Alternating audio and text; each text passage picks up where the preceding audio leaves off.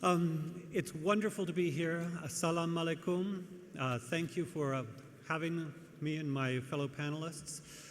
One of the things that most excites me about being here is the focus on innovation and competitiveness coming out of Saudi Arabia, Sagia, and the region in general. In conscious capitalism, I'm going to start by having a general overview of conscious capitalism and then talk about the special role that I think that the Islamic world and Saudi Arabia can play with respect to conscious capitalism.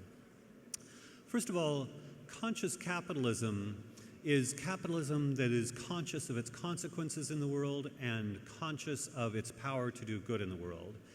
It's unabashedly capitalist on the one hand and unabashedly committed to being conscious of the implications of all of its actions.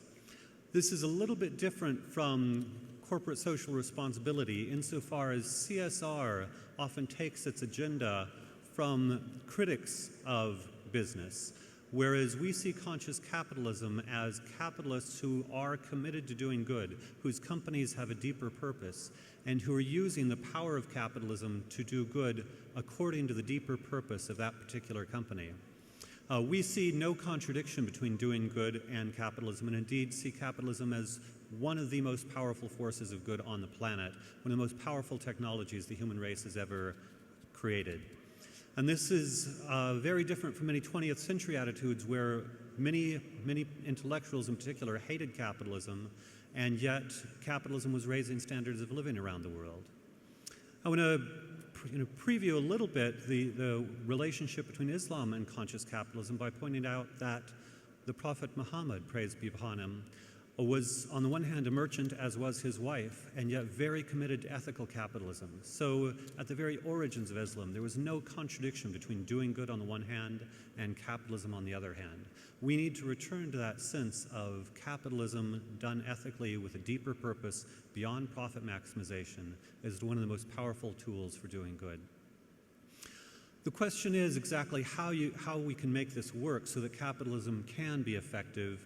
In addition to companies being committed to a deeper purpose beyond profit maximization, we also need an ecosystem within which, a legal ecosystem within which externalities are internalized to protect the environment.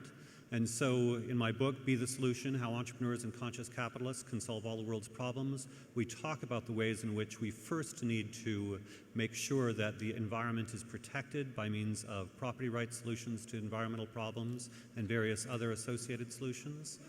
We also need to ensure that the developing world has a legal system that can support capitalism that allows for opportunities for all.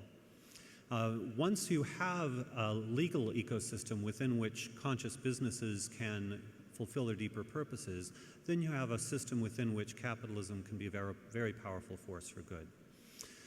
With respect to the Islamic world in general, there is a sense by some that capitalism only benefits the rich or those who are already protected. One of the things that many people don't realize is that that's often because capitalism doesn't have the ecosystem it needs to provide opportunity for everyone. In many cases, only elites can create businesses for a variety of reasons, but many of those reasons have to do with the legal system within which capitalism takes place. The fact that Saudi Arabia is gained so rapidly in the World Bank Doing Business Index is a promising sign, because the World Bank's Doing Business Index is based on the obstacles to business of indigenous entrepreneurs. If we want to create opportunity for all, we need to allow indigenous entrepreneurs from around the world to have the opportunity to create scalable businesses. And the Saudi leadership in that field is invaluable. With respect to innovation, clearly the Saudi world is innovative with respect to engineering, and I have nothing to add to all the fabulous innovations we've seen in engineering. But I do want to focus on the role of legal system innovation. I think the economic cities that are being launched here are extraordinary innovations. The fact that there's a streamlined one-stop regulation authority in the economic cities is an extraordinary innovation that needs to be replicated around the world. There was some talk yesterday in the Free Cities, or the Economic Cities presentation, of the role of rule of law and contract. One of the most brilliant innovations in the world, I think, in the last 20 years took place in Dubai almost a decade ago, when the Dubai International Financial Center hired a retired British commercial law judge to implement British common law within the UAE strictly on commercial issues. That allowed access to world-class commercial law in banking and finance to the businesses, the investment banks and so forth that relocated in the DIFC. That's an innovation that's consistent with Islamic law insofar as Islamic law is very pragmatic and committed to contract and flexible in terms of it not being perceived as a contradiction that you can have a new legal system within the UAE Sharia law. You can add British commercial law simply as a pragmatic way to jumpstart investment. I would love to see the Saudi and Arab world envision themselves as innovators globally with respect to legal innovations that can then be used to alleviate poverty. What many people are not aware of is that legal systems are the cause of poverty around the world. The difference between North Korea and South Korea is a matter of legal system. When a Mexican walks across the border into the US, their value goes up tenfold, and unskilled labor's value goes up tenfold. It's into a new legal system.